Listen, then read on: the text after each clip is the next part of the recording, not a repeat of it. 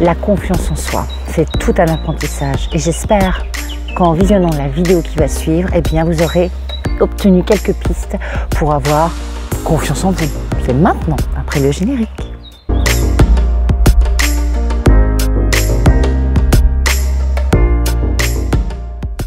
Bonjour chères belles âmes en éveil et bienvenue sur ma chaîne Arancienne. J'espère que vous vous portez extrêmement bien pendant ce confinement et que vous tenez bon et que vous gardez espoir et courage. Et justement par rapport à ce confinement, il y a un autre substantif qui commence à peu près pareil. Confinement, confiance en soi. Il y a bon nombre d'ouvrages, de vidéos qui traitent de la confiance en soi. Moi je tenais à faire cette vidéo parce que la confiance en soi est souvent associée à l'estime de soi et à l'amour de soi. Et pour moi, même si on pense allègrement qu'ils sont étroitement liés, eh bien ils sont quand même fondamentalement différents. Mais à eux trois, ils font quelque chose d'absolument magique, extraordinaire. Oui, je suis désolée si vous entendez des petits coups de pioche. C'est mon mari et mon petit dernier qui sont en train d'agrandir le potager. Voilà. Donc comme je ne me voyais pas, vu ce temps magnifique, faire la vidéo dans une des pièces de cette maison, ben, j'ai opté pour la faire dehors avec un petit peu de bruit, mais comme je n'ai qu'un petit peu de temps en fin de journée, poilonnée, vous le savez tous, la petite enfance qui suit notre naissance, eh bien, est une période où c'est là que tout va se décider. Pas par rapport à la confiance en soi, mais par rapport à l'estime de soi. Parce que c'est l'estime de soi qui vient au tout début, suivant l'éducation que l'on a reçue en famille et surtout les valeurs morales qu'on nous a inculquées. Tout va partir de notre enfance et de toutes les expériences que nous allons faire pour apprendre à nous construire progressivement. Et cette construction du petit être que nous sommes, étant enfant, eh bien, ces fondations qui vont permettre d'être une bâtisse bien forte, bien solide, ou alors quelque chose de branque-ballant, ou carrément, vous savez, comme les trois petits cochons, là. Il y a la maison de paille, il y a la maison de bois, puis il y a la maison de briques. Eh bien, cette estime de soi va être la base, mais la base essentielle de la valeur que l'on se donne par rapport aux valeurs que l'on a reçues. Bon nombre de personnalités, de renom ou autres, vous proposent via Internet, via des centres de formation, bien des stages ou autres, pour développer sa confiance en soi, son estime de soi, voilà. Mais ils ne font pas la dissociation entre les deux. Et pourtant, il faudrait la faire, ces dissociations. Parce que l'estime de soi vient plus du sentiment, des sentiments qu'on a à notre égard, à l'égard des autres aussi, l'estime d'une autre personne. Et par contre, la confiance en soi, on va y venir après, est liée à l'action, à nos actes, à nos capacités à agir, à rebondir. Voilà, ressenti, action, et ce n'est pas du tout la même chose. On dit souvent que l'estime de soi consiste à se représenter comment on se considère valable. Alors bien évidemment, on n'a pas les mêmes chances au départ. C'est sûr qu'un enfant à qui on va dire « je suis fière de toi, je t'aime, tu es capable ». Si tu n'y arrives pas aujourd'hui, eh bien tu y arriveras un autre jour, ou peut-être pas. Quand on a des encouragements, pas forcément de la congratulation à outrance ou de la surprotection, parce que ça fait souvent des gens qui tombent dans l'arrogance après. C'est une surestime de soi et ça devient de la prétention, de l'arrogance, du dédain pour les autres, et ça c'est une autre histoire. Mais de façon mesurée, quand on a été aimé de façon juste, équitable, avec des valeurs droites, intègres, et entouré, accompagné dans notre enfance de mots encourageants, de mots qui vibrent bien, de mots bienveillants, eh bien, forcément, nous allons avoir une valeur de nous-mêmes qui ressemble aux valeurs qu'on nous a inculquées. à savoir des valeurs de cœur, des valeurs humaines, des valeurs par rapport à notre environnement, à la protection de cet environnement, etc., etc. Et rien que le fait d'avoir entendu une seule fois dans son enfance, tu es une personne unique. Bien sûr que ça, vous allez me dire, ça vous paraît évident, on est tous uniques, hein. On a tous des, comment dire, bon là je me suis fait un petit bobo en cuisinant, on a tous des empreintes digitales différentes. Mais, nonobstant le fait qu'on le sache, eh bien, on veut toujours être dans le moule, on veut toujours être formaté comme d'autres, ceci et cela. Ben non. Et le fait d'avoir entendu juste une seule fois dans l'enfance, tu es une personne unique. Et par rapport à ça, tu as une valeur unique et inestimable. Tu as une valeur inestimable et unique qui t'appartient, qui n'appartient qu'à toi. Et ça, l'enfant, inconsciemment, intègre ce qu'on lui dit. Et pour lui, ça devient une évidence. C'est son essence même. Et plus on développera ces belles valeurs morales qu'on a reçues, plus on développera une belle valeur de soi et des autres. À l'inverse, si on a reçu des valeurs morales très castratrices, très malveillantes, très décourageantes, très pessimistes, négatives, eh bien forcément, si on n'arrive pas à rompre ce schéma que l'on a reçu, qu'on nous a transmis, eh bien c'est évident, il est évident que nous aurons une estime de nous-mêmes, une idée de la valeur de nous-mêmes qui sera tronquée et qui sera négative, bien évidemment. Et l'estime de soi, même si vous pensez qu'on peut perdre l'estime que l'on a pour soi par rapport à des événements de votre vie, non, c'est faux, parce que l'estime de soi sera toujours attachée aux valeurs qu'on vous a inculquées. Alors je parle toujours des belles valeurs, hein, parce que moi le reste après voilà. Des belles valeurs morales, sentimentales qu'on vous a inculquées. Votre estime de soi sera toujours rattachée aux valeurs morales, aux valeurs de cœur qu'on vous a inculquées. Et ça, même si vous pensez à un moment donné que vous avez moins d'estime de vous, ce sera la confiance en vous. C'est différent. Dès que vous repensez aux belles valeurs d'amour qu'on vous a inculquées, eh bien, vous aurez toujours une belle estime de vous, puisque vous serez en accord avec ça et vous tâcherez de mettre en application ces valeurs dans votre vie. À moins de les renier et de faire complètement autrement. Mais après ça, c'est un autre problème. Et puis après, c'est votre choix. Alors que la confiance en soi, elle aussi, très souvent, l'idée c'est qu'on arrive à ce qu'elle soit constante et qu'à un moment donné, quand on a une confiance en soi constante, c'est génial parce que tout ce qui va nous arriver, que ce soit positif ou négatif, on le prend bien. Parce que ça fait partie de changements de notre vie que l'on accepte. C'est ça aussi la confiance en soi, c'est l'action, accepter les changements et surtout ne pas avoir peur de l'échec parce que l'échec est comment je pourrais dire ça, un échec, c'est le début d'une prochaine réussite. Un échec n'est pas un échec. On a appris ça, on a donné ce nom à tout ce qui était du domaine de on n'a pas réussi. Non, c'est une expérience. On devrait arrêter de prononcer le mot échec. C'est une expérience vécue qui n'a pas abouti parce que pas faite pour nous. Donc on passe à autre chose. C'est comme les personnes que l'on rencontre dans notre vie, ça colle à un moment donné, après ça s'arrête, après on recommence une nouvelle histoire avec une autre personne, comme avec nos amis, comme ci, comme ça. Ça peut tourner, ça peut changer. L'idée est d'accepter le changement et de se mettre dans une nouvelle action avec ce nouveau changement qui se présente dans notre vie. Alors après, attention, on n'est pas chez les bisounours quand on vit un deuil. Moi, j'en ai vécu pas mal, on en a vécu pas mal dans notre famille. Eh bien, c'est sûr que sur le moment, tout s'écroule. L'action, le changement, ouais, Non, non, ça n'a rien à voir. On perd pied quand on a perdu quelqu'un de cher. Là où je veux revenir, c'est qu'il ne faut pas se noyer, s'engluer dans le deuil.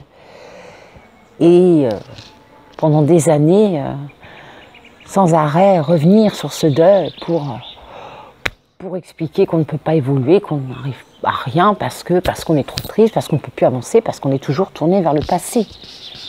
Non, le deuil, la souffrance absolue d'un deuil est normale. L'idée, c'est de rebondir derrière, parce qu'on ne fera jamais le deuil. Il faut accepter de vivre avec la disparition de la personne, mais surtout se dire, cette épreuve, voilà, elle était là, mais c'est pas pour ça que je ne vais pas avancer, je ne vais pas continuer d'agir. Et se dire que la personne que l'on a perdue, qu'est-ce qu'elle aurait souhaité pour nous? Eh bien qu'on continue d'avancer pour elle, véritablement. On a tous des capacités, quelles qu'elles soient. Il faut juste chercher à les connaître, à les découvrir tel un trésor enfoui. Et pour ça,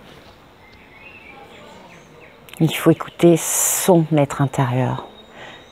Parce que ce n'est pas l'extérieur qui va vous apporter ce que vous désirez vraiment au plus profond de vous-même. Et l'estime de soi ajoutée à la confiance en soi. Bon, il manque un tiercé gagnant quand même, donc on va en parler après.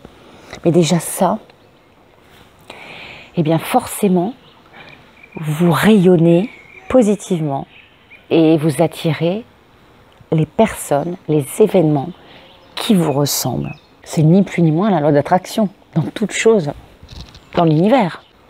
Belle estime de soi et une belle confiance en soi égale je vibre bien, je suis bien, donc j'attire du bien. Et si j'attire des choses parfois qui vont être chaotiques, mais que je les accepte et je les accueille d'une belle façon et d'une façon constructive,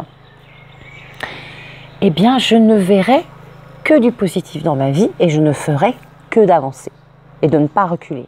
Et si je regarde en arrière, ce sera juste pour mieux continuer mon chemin et me servir des expériences passées pour avancer, avancer, avancer. Comme je le disais également pour l'estime de soi, il est vrai qu'on n'a absolument pas les mêmes chances, chacun d'entre nous, au départ de notre existence sur cette terre. Certains vont naître dans un environnement extraordinaire et puis d'autres vont être soit abandonnés, soit vivre dans la précarité, vivre dans un bon nombre de situations, qui va être très très compliqué pour faire une bonne base. Mais ça n'empêche que là où on est tous égaux, là où véritablement on a tous le même droit, c'est le droit au bonheur, quels que soient les malheurs que nous vivons dans notre vie. Chacun, je vous défie de trouver une personne autour de vous, bon, qui a quand même suffisamment d'expérience, pas quelqu'un de très jeune. Mais je vous mets au défi de trouver quelqu'un autour de vous qui n'a pas eu au moins une fois un malheur dans sa vie. Mais cette personne, bien sûr qu'elle va être atteinte, heurtée par le malheur qui lui arrive, mais elle continuera foncièrement d'être heureuse parce qu'elle sait qu'elle est venue sur cette terre pour vivre des expériences et pour avoir le droit d'être heureux. C'est pas d'être heureux tout le temps, toutes les journées, non, mais forcément, non, moi la première, je veux dire, en plus avec le confinement en ce moment, c'est très compliqué d'être tout le temps avec le petit, on alterne avec mon mari, on n'est pas toujours tout sourire, sinon je serais vraiment, alors mon métier c'est d'être comédienne, mais alors là je serais vraiment comédienne dans la vie. Non, c'est pas tout sourire tout le temps du tout. Mais le fond de votre être, dans votre cœur, c'est de vous dire qu'on a le droit d'être heureux. On a le droit d'être heureux. Et après, le bonheur, chacun le conçoit différemment. Il y en a d'acquérir des biens matériels, d'accumuler des biens matériels, c'est ça qui va les rendre heureux. D'autres, ça va être de voir sourire son enfant, sa famille, son mari, sa femme, de voir s'épanouir une fleur, d'admirer un paysage de nature avec un coucher de soleil, peu importe. Mais sachez que c'était à la portée de tout le monde et que, excusez-moi, et que le bonheur, c'est pas dédié au plus fort, au plus si. Là, il n'y a pas une notion de pouvoir. On a tous droit au bonheur. Et quelquefois, le bonheur, c'est pas grand-chose. Pareil, il faut arrêter de toujours se comparer aux autres. Dire, cette personne-là, oh là là, elle a une super estime d'elle-même, beaucoup plus, se met beaucoup plus en valeur que moi. Elle a l'air d'avoir une super confiance en elle, beaucoup plus que moi. Mais stop, ça se trouve, c'est illusoire tout ça. C'est qu'une façade. Peut-être qu'effectivement cette personne a une belle estime d'elle-même, une belle confiance en elle, mais après on n'en sait rien. Et puis on s'en fiche. L'important c'est vous de prendre conscience que vous avez de la valeur. Et faites-vous confiance. Ayez confiance en vous. Dans le fait que vous êtes un être d'amour. Et juste un petit exercice comme ça, moi je me suis surprise à le faire quelques fois, il y a quelques temps, de prendre de la hauteur par rapport à la personne que vous êtes. Et de voir comme si c'était voilà, votre voisin, de se dire, tiens, ah ouais, elle a quand même toutes ces qualités-là. Ah ouais, non, elle n'est pas si mal finalement. Ah ouais, il y a ci, il y a ça, il y a ci. Et vous allez voir que dès l'instant que vous faites cet exercice, c'est bête, mais vous décrochez de votre personne, donc vous décrochez votre mental et votre jugement, eh bien, vous allez être beaucoup plus objectif et peut-être trouver, noter des qualités que vous avez tendance souvent à oublier ou pas forcément estimé. Et du coup, cet exercice, ça remonte le moral parce qu'on se rend compte qu'on n'est pas si nul que ça et pas si inférieur aux autres que ça. Après, vous pouvez aussi prononcer des phrases, telles des mantras, dès le matin au réveil, dans votre glace. Alors je sais que moi personnellement, je le fais pas parce que moi, ça me fait plus rigoler qu'autre chose, j'ai du mal. Mais vous en trouverez, il y en a sur internet, il y en a. Vous cherchez des petites phrases, des petites formules magiques pour avoir une estime de soi plus importante, plus conséquente. Pendant votre période de confinement, on ne peut plus trop aller dans les bibliothèques, mais si vous aviez déjà des livres à ce sujet avec des citations positives, amélioratives, eh bien n'hésitez pas à les lire le matin à haute voix, plusieurs fois, parce que c'est ça le fait du mantra, c'est de vous le dire pour l'assimiler plus rapidement. Il ne faut pas le dire comme ça en vous lavant les dents. Franchement, je vais passer une super journée parce que je le vaux, parce que je vaux le bonheur et puis en pensant à autre chose.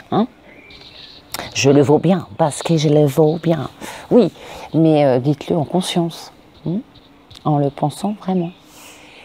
Et pour ce tiercé gagnant dont je vous avais parlé, eh bien, pour moi, la base de tout, c'est l'amour de soi. Alors c'est super compliqué, moi je mets encore du temps à m'aimer complètement, mais ça va mieux, je suis moins... oui, ça se passe mieux, ouais. Non, tu trouves aussi? Oui, on commence à s'apprécier pas mal, voilà, ça va. Sans, pas du narcissisme, alors ça jamais, mais il faut savoir s'aimer, du bon égoïsme, de cet amour pour soi, parce que tout découle de ça. Si vous vous aimez ce qui vous entoure. Si vous vous aimez, vous reconnaissez que vous êtes un être unique également, un être divin, pas au sens religieux, ça va au-delà, divin. Le fait d'être créé, de toutes ces créations globales, c'est magique. C'est magique de là pouvoir vous reparler, c'est magique que notre cœur batte toute la journée. C'est magique de respirer, c'est magique, tout est magique. Mais il faut en prendre conscience. Il y a des gens, ils me diraient, mais elle est complètement folle dingue celle-là. Ah oui, c'est magique. Ah ouais, d'accord. Oui, c'est magique. Il faut s'aimer avec bienveillance. C'est de se juger inutilement ou trop hâtivement. Bien sûr qu'on commet des actes souvent... qu'on ne reconnaît pas formidable, eh bien, il faut le reconnaître que c'était pas bien et qu'on va essayer de s'améliorer et qu'il faut se pardonner, savoir se pardonner, être bienveillant avec soi-même, vraiment, comme je le disais. Et l'amour englobe tout ça, estime de soi, confiance en soi, amour de soi. Et pour conclure cette vidéo, moi ce que je ressens, c'est que si vous ne ressentez plus cette estime que vous avez pour vous, alors qu'elle est liée aux valeurs dont je vous ai parlé, donc c'est en soi, en permanence. Si vous perdez confiance en vous, si vous perdez l'amour de votre humble personne, l'amour de qui vous êtes, eh bien, suivez votre intuition. Oh, ils vont me dire, oh là là, nous fait suer les cœurs, l'intuition, c'est toujours... Mais oui, mais non, mais c'est la base. L'intuition, comme je vous disais, c'est la petite voix qui nous parle, qui est ennemie du mental. D'accord? C'est la première petite chose qui nous parle directement quand on doit faire une action, quand on doit faire un choix, quand on a un ressenti. Bref, le mental va vous dire forcément soit l'inverse, soit il va vous embrouiller. Non. Mais dites-vous qu'à chaque fois que vous écouterez votre intuition égale votre cœur, eh bien, vous retrouverez une estime de soi juste, une confiance en soi juste et un amour infini pour vous et pour les autres. Parce que c'est simple. Tout ça, c'est en vous. Le reste n'est qu'extérieur, n'est qu'illusoire. Et le bonheur vient déjà de votre être profond, intérieur. Et l'estime de soi, la confiance en soi, l'amour de soi, ça vient de là pour s'ouvrir et s'extérioriser. Et pas à l'inverse, on ne se nourrit pas, on ne devient pas amour, estime de soi, confiance en soi par rapport à l'extérieur. Les expériences qu'on va créer, elles viendront parce qu'on aura ouvert notre être intérieur à la vie, tout simplement. Et ce qu'elle peut nous offrir de meilleur pour nous-mêmes. Sans oublier les petits obstacles, mais ça, c'est le jeu. On a choisi de nous incarner ici, et ben les cocos, fallait pas choisir de venir jouer ici. Hein. D'accord? Pour finir, oui, je prépare toujours mes petites vidéos, mais je me refuse à avoir un prompteur. Peut-être qu'un jour j'en aurai parce que je dis pas mal de petites bêtises et puis je bafouille et c'est pas toujours très correct en langage littéraire. Écoutez, inspirez-vous, je finirai cette vidéo sur ces expressions qui, moi, me parlent énormément. La première est un dicton qui n'a pas d'auteur et la seconde est une citation. J'ai oublié l'auteur, donc je vous mettrai l'auteur durant le montage. Voilà. Un oiseau, bon, je ne vais pas vous le mimer, hein. Un oiseau assis sur un arbre n'a jamais peur que la branche casse. Parce que sa confiance n'est pas dans la branche, mais dans ses propres ailes. À méditer polonais. Et là, la citation de l'auteur dont j'ai oublié le nom, dont j'ai oublié de noter le nom. Et donc, la citation dont j'ai oublié de marquer l'auteur. Préoccupez-vous davantage de votre caractère que de votre réputation. Car votre caractère représente ce que vous êtes vraiment, tandis que votre réputation n'est que ce que les autres pensent de vous. Caractère, identité, être profond, ouais, c'est ça. Et réputation égale extérieur. Donc, prenez conscience de votre valeur. Ayez confiance en la vie pour avoir confiance en vous et en les autres. Et surtout, aimez-vous. Parce que l'amour, c'est la base de tout dans cette existence et c'est ce pourquoi nous sommes venus sur Terre. Pour aimer, être aimé et vivre des expériences d'amour.